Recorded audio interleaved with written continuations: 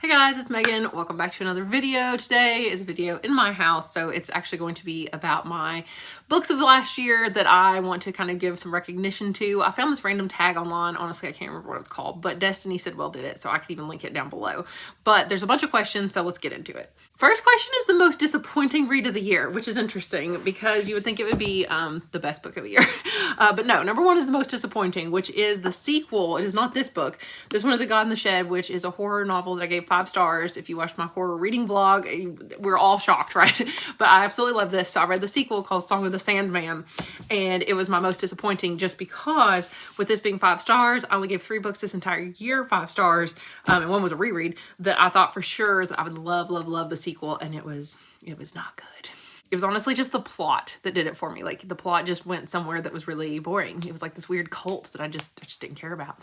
Number 2 is Underdog Book of the Year, which I'm actually giving to my favorite book of the year because it was an underdog that I did not realize how much I would love, and that is The Library of Mandchar by Scott Hawkins. I hope I don't talk about this book too much in this video, but this was by far my favorite book of the year. I absolutely loved it. Absolutely amazing, wonderful. Everybody should read this book because like you have no idea where it's going. And I do think it would appeal to a lot of different types of readers. Honestly, if you like horror, fantasy, thrillers, any of those type of books, I think you would enjoy this because it is just a wild journey. Number 3 is a book that was overhyped, and I'm going to say Legends and Lattes by Travis Baldree, which is one of the first books I read this year. It was overhyped, and it was terrible. Number 4 is favorite couple of the year. I don't read very many romance novels, so I'm going to have to say that my favorite couple was, yes, I bought Fourth Wing. Don't judge me. It's, what's his name? Xaden. There we go. Violet and Xaden Ryerson. I mean, how cool of a name is that? I did like this book, and I like them together, so I guess they're my favorite couple. Number 5 is my favorite main character or characters of the year, and I'm gonna say Jack and Jill from the like Wayward Children series, because I'll put like maybe the second book up on the screen here because this was one of my also underdog kind of books of the year, but I decided to read the entire Wayward Children series this year, and I reread the first one too, and Jack and Jill are some of my all-time favorite characters. They're twins that just, they have a lot of personality, including, you know, one of them being kind of evil. Number 6 is a book that surprised you. There were a lot of books that surprised me. I could say The Very Secret Society of Irregular Witches. I could say Once Upon a Broken Heart, but I'm going to go with The Hotel Nantucket because this is not a book I would ever think that I would enjoy. It's realistic fiction. It just deals with kind of the characters and their drama and even a little bit of a romance, but there's also this kind of like haunted hotel aspect and also this like contest between these hotels that like I really enjoyed, and I loved the ending. And I don't know, something about the writing style was just so easy to read.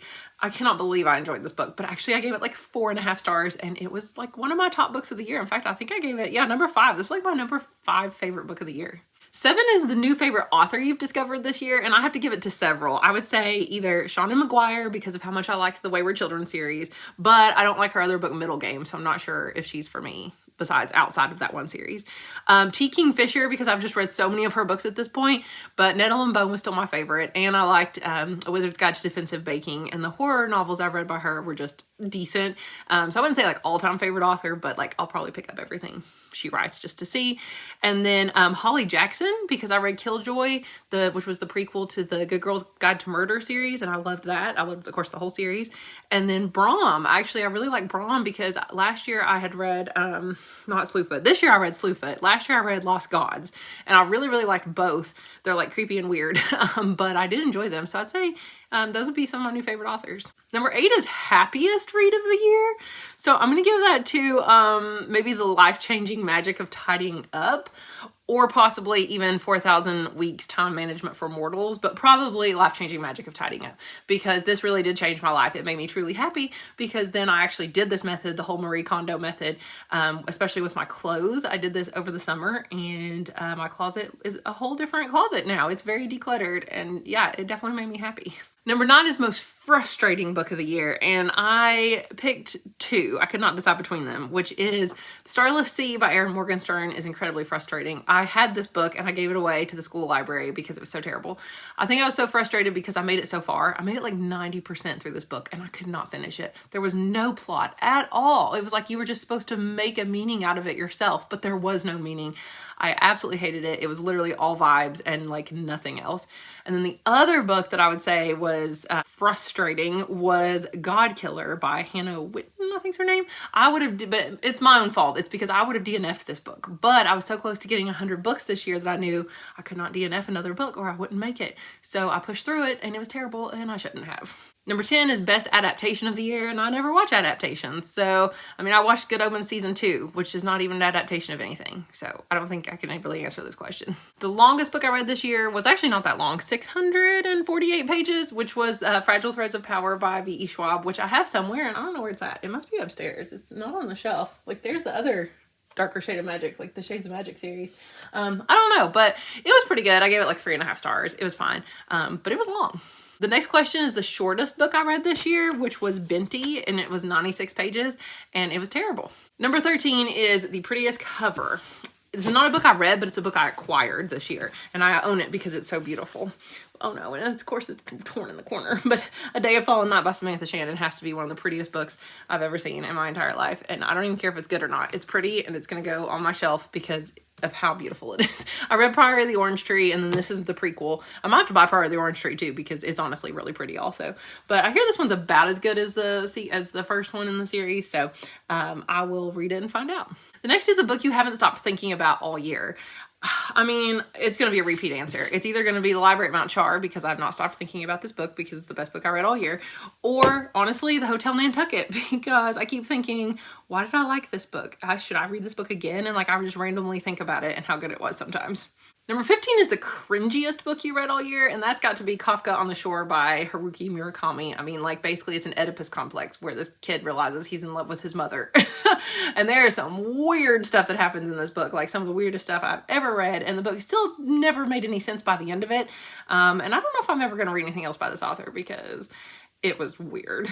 Number 16 is an unpopular book that you loved. So what I did is I looked up on Goodreads to try to find an unpopular book I liked. And that was either actually A God in the Shed, which I know just talked about, because this one only has 517 reviews on Goodreads and an average of 3.53 stars, which I gave it 5, which is funny, but 3.53 is pretty bad.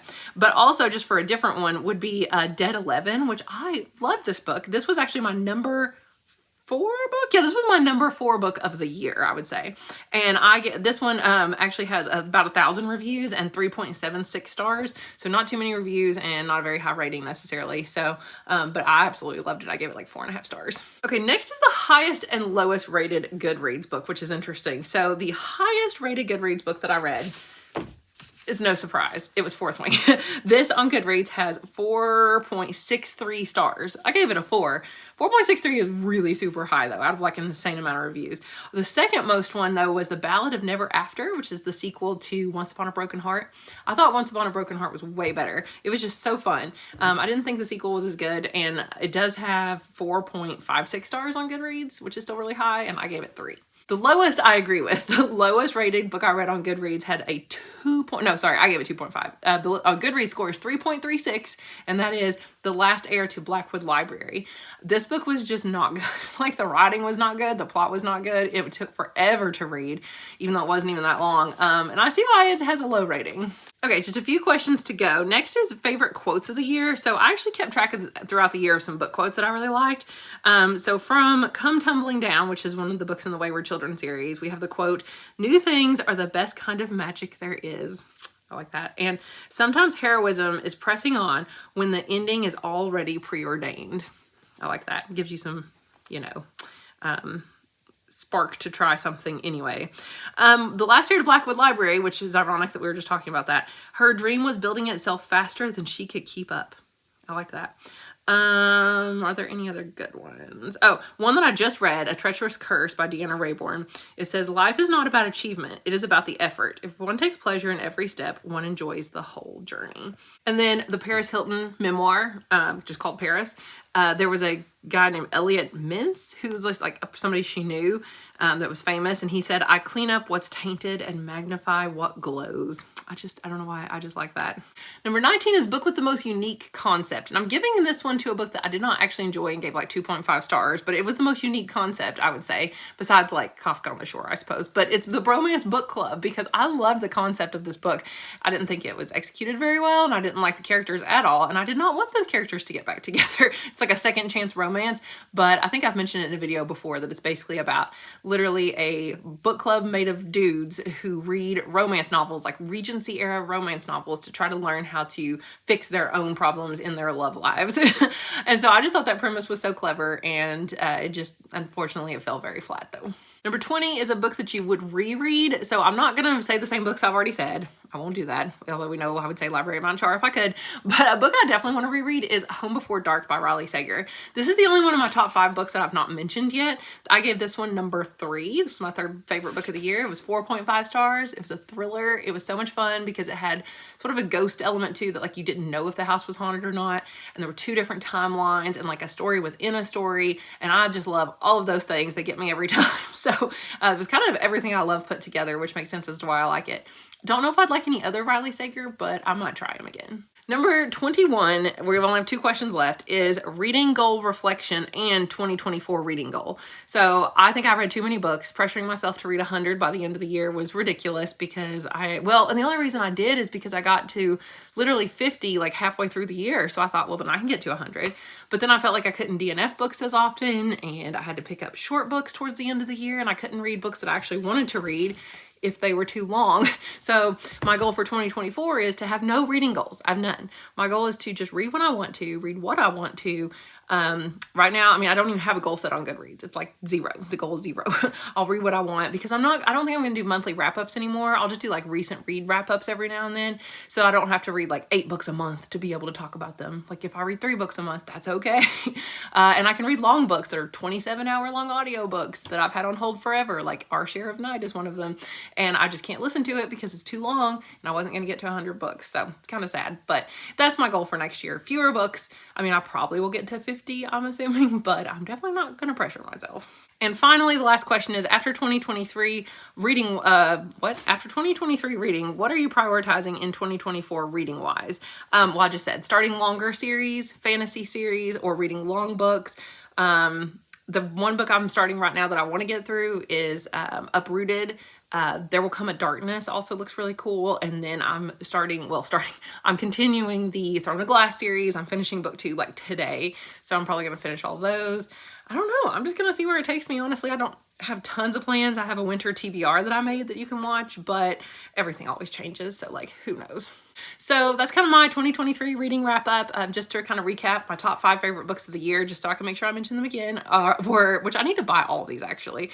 But I would say, I'm actually going to switch the order that they're in on here right now. I'm going to say actually my number 5 was probably Dead 11. I'm going to say my number 4 was Hotel Nantucket. I'm going to say my number 3 is Home Before Dark. I'm going to say my number 2 is definitely A God in the Shed because it was 5 stars. Now, technically, I did reread this book this year and it was also 5 stars. So if you're wondering what my 3 5 stars were, like it was this one also, but it was a reread. So I'm not kind of counting it in my top favorites. But this was number 2. And then number 1, of course, was this one. And it's short too, so there you go. I mean, the font's really small though. All right, thank you guys so much for watching. Let me know down below if you agree with any of these, what you think, and I will talk to you again soon. Bye.